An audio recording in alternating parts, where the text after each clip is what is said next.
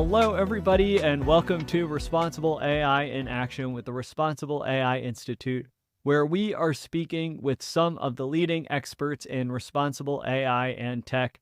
I'm very excited. We have Joe Toscano joining us on the show today. Joe, thanks so much for being here.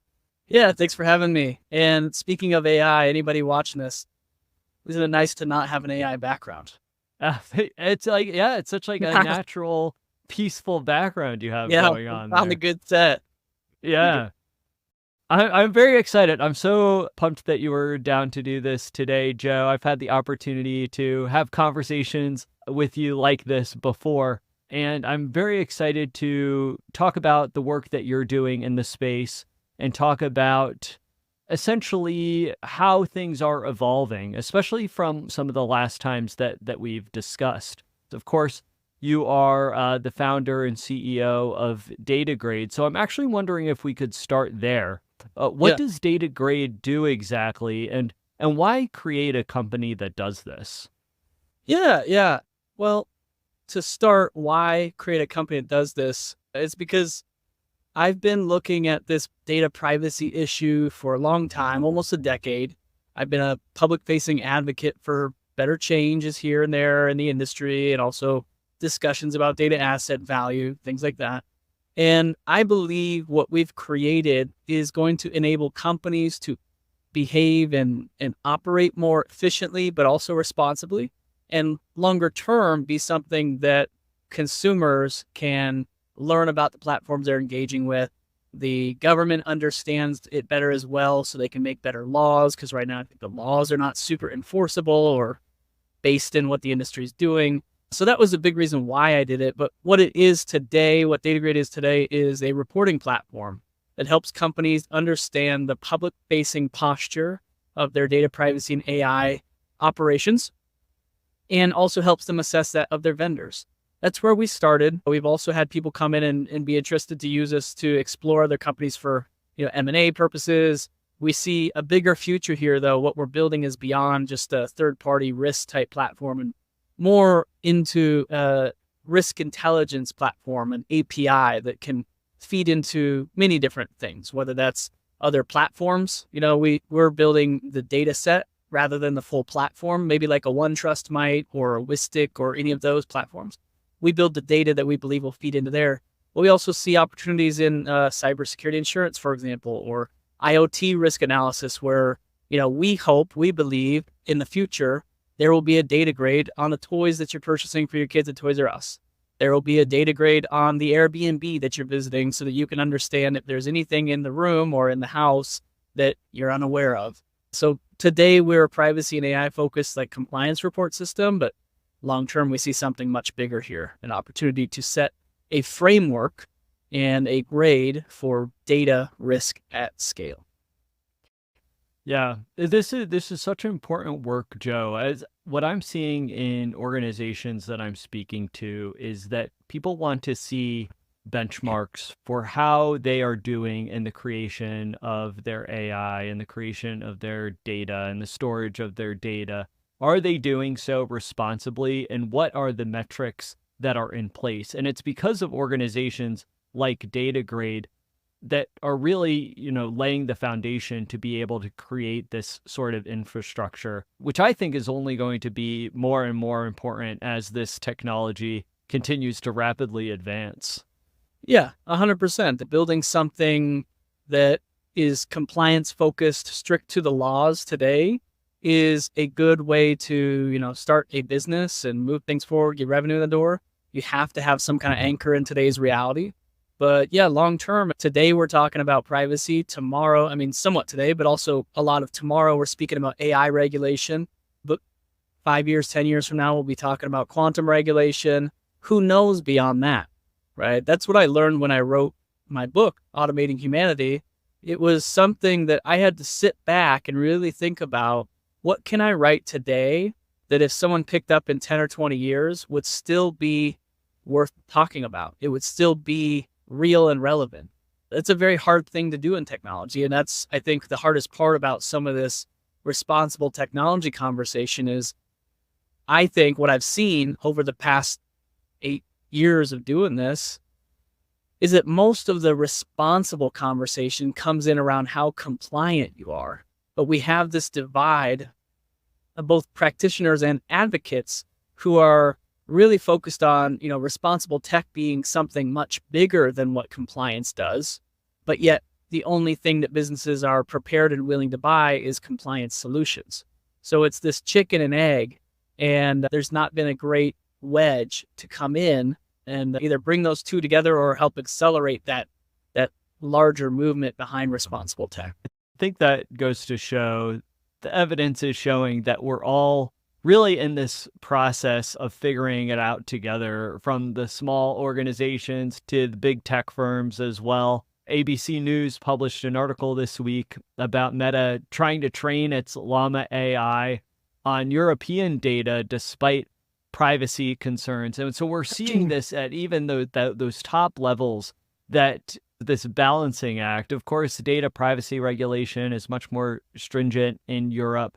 And Meta said that in order to better reflect the languages, geography, and cultural references of its users in Europe, it needs to use public data from those users to teach its Llama AI large language model. And Stefano Frada, the global engagement director of Meta's privacy policy, said, "We believe that Europeans will be ill-served by AI models that are not informed by Europe's rich cultural, social, and historical contributions." So I would love to hear your thoughts on this, Joe, especially as someone who understands the importance of data privacy. Does Meta have any sort of control over how Europeans disclose their data? Is Europe holding back that detrimental? And is it worth the risk to provide their data to Meta? Well, all great questions. Let me start with, I think there's maybe three in there that we can pull out. So the first one of, I guess, does Meta have a real reason to use this? I mean, I think they stated it pretty clearly, right? And do they have other alternative motives for using the data? Perhaps. But is their public statement very clean and accurate and reasonable? I'd say yes, it is actually, right? I think it's true. If you want to train a system to understand different cultural backgrounds or different linguistic patterns, all those things, you do have to have authentic data, right? That's true. And they are probably internally and even externally trying to make a move for that, trying to make it more broadly available and useful and impactful.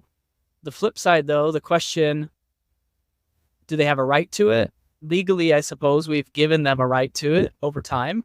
They now are updating their terms to maybe capture more or maybe be a bit more transparent about it. But I'm sure that they've always been doing this, and we've consented a long time ago to this stuff. So in that sense, yeah, I'm sure they legally have control. And then you got to think, let's talk about privacy laws. First and foremost, we got to talk about, do they have a legitimate interest to do this? That's what everybody in legislation and regulation is going to be asking. Do they have a legitimate interest to do this? It sure sounds like it, right? I think that's the downfall of a lot of these privacy laws. They're not really super enforceable. They're targeting the wrong things. They're saying you have to have a legitimate interest to use this in your business, meaning more or less there's an operational value beyond just selling for ads, right? And I think it's very clear based on their statement that there is value there. So it's a back and forth, maybe the citizens don't want it. They, at this point in history, basically have a choice to not use it, but we've seen that's not super feasible in this modern world. And that's where the dilemma of these laws come in. What should the laws actually be doing is probably the question we should be asking, rather than who has a right to what and do all these things. I mean, I guess that's step one. We have to discuss it. I think people have been discussing that now for more than a decade. We don't have a conclusion. So that's why I step back and say things like, well, what could the law be doing differently to make this more informative?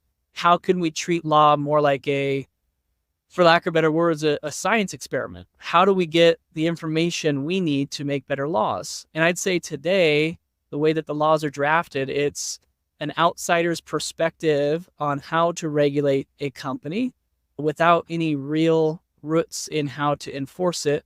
And therefore, you have a bunch of companies who are operating as if it's not going to be a problem for them because it's more or less unenforceable. So that's my issue with the regulations. And I think what they need to push into more is reporting standards.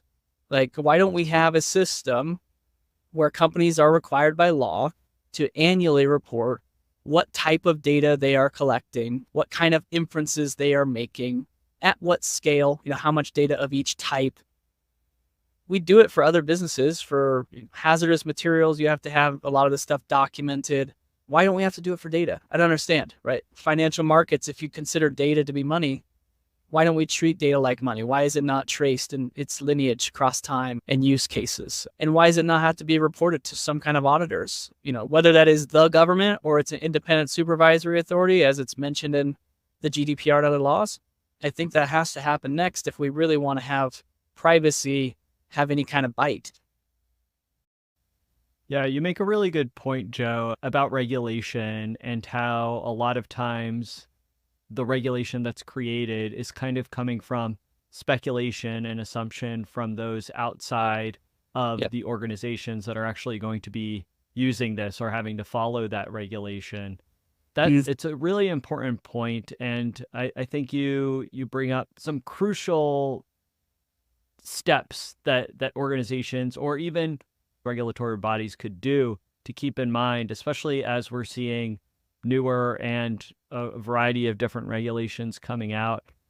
Joe, I can't thank you enough for taking the time to join us on the show, and not only for taking the time, but I also just really appreciate the work that you're doing in this space. It's because of people like you that we're able to think critically about the evolution of this technology, where it's going, what's been done prior, and how we can improve upon it moving forward. So thank you so much for joining us. Before we head out, I'm wondering if you could just share with our listeners where they could find out more information about you and DataGrade. Yeah, DataGrade, you can just go straight to datagrade.com. No fancy startup spelling, just as it sounds. And for me, you can find me on LinkedIn. I do have other social media platforms. I don't use them very often. LinkedIn's the place to find me. Great. Well, I'll make sure to include those resources in our show description. So listeners, all you have to do is scroll down, click those various resources provided. Joe, thanks so much again for joining us. Yeah, thanks for having me. Looking forward to helping share it.